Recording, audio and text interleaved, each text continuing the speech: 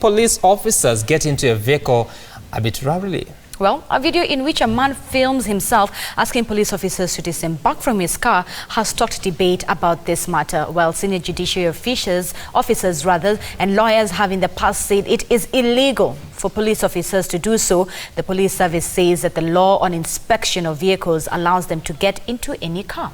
We're now joined live by our reporter Kimani Mbogo, but I thought we should get a clip first. But Kimani Mbogo, this very controversial matter, where do we stand at? Well, Sam and Zinzi, good morning.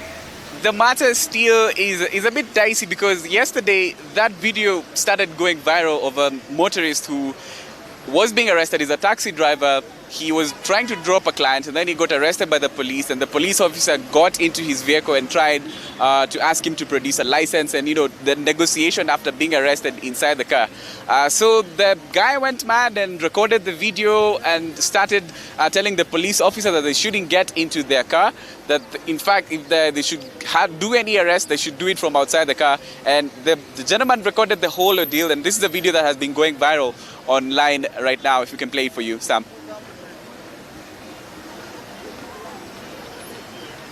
Check on the application. What is the use of the application? Let me go down. What is the use of the application? What is the use of the application? Makosa, I have showed you the application.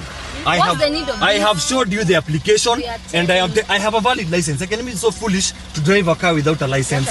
I have a valid license. We have an application called NTSA where you verify. I give you my ID, unaangalia. Will you be satisfied with that? Please come out of my car. Write my number plate. It is. I am not going with them anywhere. I will not go with you. You're not supposed to enter my car. Write my number plate. Video. Yes, it is a video I'm taking, and I have to do this. Sawa, I have to do this video and it will go. I have my license. My ID number is...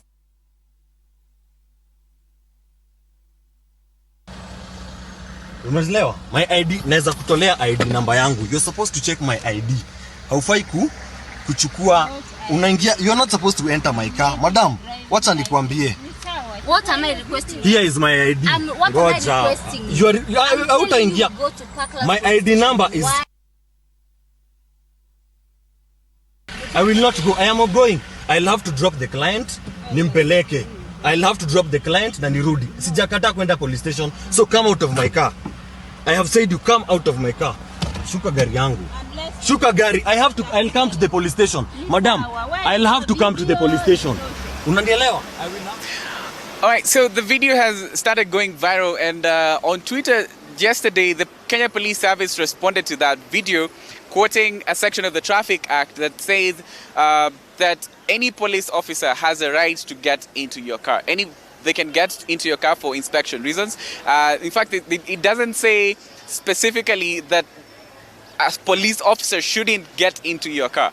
But then there's another advisory by the National Commission on Administration of Justice, which is a body that brings together the judiciary and from law enforcement, the National Police Service. And last year they released a guideline on how this arrest should be done and how generally traffic officers should conduct arrests and how they should treat motorists. Now, remember, that is what the Traffic Act says, but then the law as it's being enforced by the police has caused a bit of concerns from motorists. They say it's an invasion of privacy for the police to get into your car without having a valid search warrant to get it, because it's a private property. They shouldn't just get into your car without explaining any reason why they're getting into it. So that advisory says that, in fact, it says, and if it's a minor offense, the police officer shouldn't even take you to the police station. They should book you. They should give you a notice to attend court. But then, in most cases, that doesn't happen. The police officer will just get into your car, probably, switch off your car, take the keys. I have seen that happen myself. Where a police officer just stops you. I've even had a case like that myself. They just stop you, they tell you to park on the side of the road, they get into your car, they remove your keys, they take your driving license, they take everything, and then they start telling you to drive to a police station. So it's a whole the debacle that happens when the arrest happens. I've also been speaking to motorists this morning, Sam and Zinzi, in traffic, and they've been telling me some of them have cases where the police officer gets into your car, removes your insurance sticker, takes your keys, And you know, that whole process kind of makes you intimidated. It's a whole process that gets you know, kind of drives intimidation towards the motorist side, and that is what raising concern towards now the formation of this direction by the National Commission on Administration of Justice, that some of these minor offences, the police shouldn't go to that length of you know, intimidating the motorist, because that is how former Chief Justice William Mutunga said it's an intimidation process. In fact, he said that if you're arrested for a traffic offence and you're taken to court, it means that you refuse to bribe. So that whole situation of how that particular section was being conducted is what led to this advisory. But now things as they stand, police officers will still do the arrest because it's within the law. In fact, they've just responded to it. They said they have the right to get into your car and search it. But now we're still, you know, trying to see what is the way forward, because the notice was released last year, and still the enforcement isn't that much. Sometimes it happens. Sometimes police officers will let you go. Some will not. But the situation as it is, there is that advisory, and there's what the Traffic Act is. And that is kind of what is bringing a kind of antagony between the motorists and the police now, as it stands, Sam.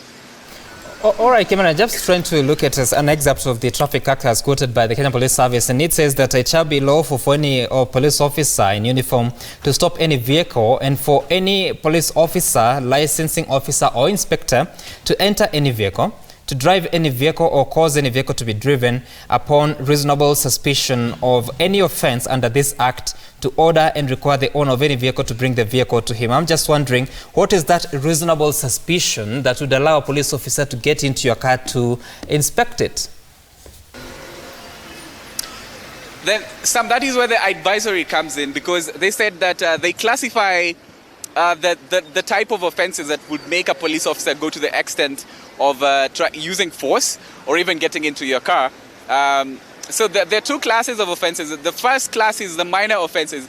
Minor offences are like driving without a license, driving with your plates off, or maybe minor offences that do not involve anybody else being harmed. It's just maybe your car is not in the right condition. It's not an offense that has caused any harm to anybody else. But they classify the major ones are the ones that, not even the major ones, the ones that would cause a police officer to arrest you and book you in a police station. There are three. One of them is driving without insurance. The other one is causing an accident that results into death. And those are some of the ones that will get you to be arrested and taken to a police station and booked. And in fact, even in that provision, they still say that you shouldn't be locked in a cell without the police first giving you an option of having bail, so that if you're driving without maybe insurance, maybe you don't have insurance in your car, they will arrest you, they will take you to a police station, and then they will give you an option of having bail, and they will give you a notice to attend court. That should be there. But then the other minor offences, that is what the advisory says. They do not have to arrest you and take you to a cell and book you and all that process. So there's a bit of a confusion over there in terms of implementation of it, which is why now the police are saying the law is the law, and they enforce the law. But then also the Commission on Administration of Justice, it's kind of appearing in the case where the law does not operate in a vacuum. It operates. You're dealing with people. You're dealing with motorists, and you do not want to inconvenience them. The reason why you're there as a police officer is to protect first, and also make life easier for the motorists also. So now I think as it stands now, Sam, it remains within the discretion of the police officer who is arresting you, whether they will arrest you and take you to a police station, because whatever they do in that process of you being arrested and being taken to a police station, there's a bit of a gray area as to what extent they can do what they will do to you. But then the issue about privacy again, it's not provided for in the Traffic Act that your car is private property. It doesn't say explicitly that no police officer should get into your car, as you said, Sam. So there's that grey area now is what is causing this tension between motorists and police. And again, you've seen what has happened, and maybe it's not the first case. Most people who have different experiences. I don't know if you guys have such experiences.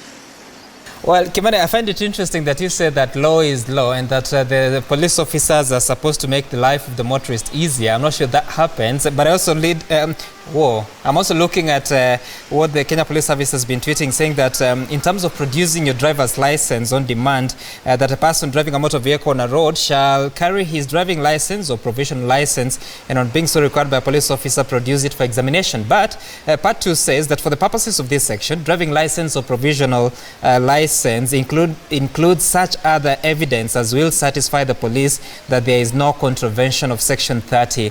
So I don't know whether it's what has been the experience of the motorists that you interact with in terms of producing a driver's license. Sometimes you will see that actually now that you have to renew your license through the NTSA program, how does it work in terms of producing your license? Do you always have to have the renewal slip on your license? Do you always have to have the physical license with you? Well, I don't think it's as it stands today, you do not have to have your physical license, because also there are people who used to fake licenses before. But what I've experienced in my covering of traffic and being a motorist myself is the police officer, they will ask you to produce your license, but if you have your license but you've forgotten your license, first it's an offense to drive without your license, but then it's a minor offense, a very minor offense. The fine is actually 1,000 shillings. So it's a very minor offense. It doesn't need for you to be taken to a police station. So if you don't have your license, this is what sometimes they do.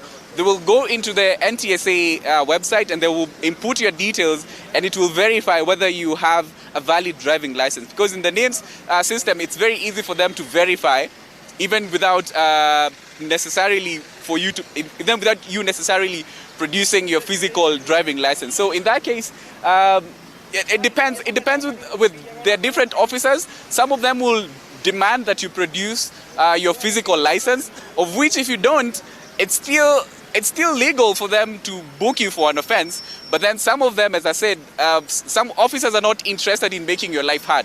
They will ask you, do you have your driving license? Then if you don't have it here, can we check on the NTSA website to see whether you're a registered driver? Then if you check and you find that you're registered, then they will let you go. They will ask you, you can come, please don't leave your license next time. They will let you go. Some of them will book you. They will take you to a police station. So that is where now the gray area comes. That the police officer have the police have the freedom to either let you go if you're registered on the website. They can check that digitally on their phone, or they can book you for an offense if you don't produce your physical license. So that's a gray area still, Sam. Mm-hmm. All right. I like how you call it, a gray area. But I understand that we have also views on what Kenyans have been saying online. All right. Could we take a look at the tweets that we have? Yes, what Kenyans have been saying about that conversation of that gentleman whose car was carrying 2 police officers. There we go. One cutter, you say, enter to inspect and not to ride onto the police station or get a lift. Read the law and understand it properly. Gitao says that as a lady, if a male police officer enters my car and starts harassing me, how will I protect myself? Why can't we discuss when he is out? After all, he's holding my license, so I can't go nowhere. This may be exposing some of the officers are cruel. And this one says, present Traffic Act is riddled with many backdoor amendments. Every time clauses are sneaked invite and gazette notices that circumvent Parliament. And NTSA also introduce arbitrary laws every time. Magistrate gets confused which amendment to use. We need an urgent review of the Act. All right, Nyasirwa, any police officer not necessarily trained in motor vehicle inspection can stop you anywhere as long as he's in uniform. God gracious. All right, Kim, you say it happens every day in town. They board the front seat of a matatu after asking passengers to disembark and ride with the crew for a few hundred meters, and everyone is all smiles. Do you actually live in Kenya and don't see this? Go figure. Okay, Dangana. He's saying that I'm glad that we are all learning. The law talks of inspection, but most just enter vehicle to harass for personal benefit. I have no problem with an officer entering my vehicle, but let it be respectful. The law protects both the police and drivers.